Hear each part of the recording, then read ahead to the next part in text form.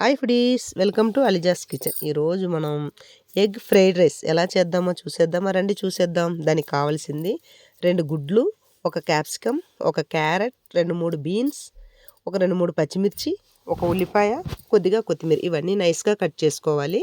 ఒక పావు spoon chicken masala, కొద్దిగా పసుపు తీసుకోవాలి. ఇప్పుడు స్టవ్లో కడాయి పెట్టుకొని ఆయిల్ వేసుకోవాలి. ఆయిల్ వేడైన తర్వాత మనం ఆనియన్స్ కట్ చేసి ఉంచుకున్నాం కదా, దాన్ని వేసి లైట్గా వేయించుకోవాలి. ఇప్పుడు వేగిన తర్వాత మనం కట్ చేసి ఉంచుకున్న వెజిటేబుల్ని దాంట్లో వేసేయాలి. ఒక పావు స్పూన్ సాల్ట్ వేసుకొని లో ఫ్లేమ్లో పెట్టి కూరగాయలని అలాగ మగ్గనివ్వాలి అనమాట. ఇప్పుడు మనం వెజిటేబుల్ అన్నీ అలాగ లో ఫ్లేమ్లో పెట్టి మగ్గనివ్వాలి. మగ్గొచ్చాయి. ఇప్పుడు మనం తీసుకున్న చికెన్ మసాలా, పసుపు దాంట్లో వేసేసి పచ్చి స్మెల్ పోయేదాకా వేయించుకోవాలన్నమాట. ఈ పచ్చి స్మెల్ పోయిన తర్వాత మనం తీసి ఉంచుకున్న 2 గుడ్లని దాంట్లో వేసేసి బాగా ఆ వెజిటేబుల్స్, ఆ గుడ్డు అంతా బాగా కలవాలి అనమాట.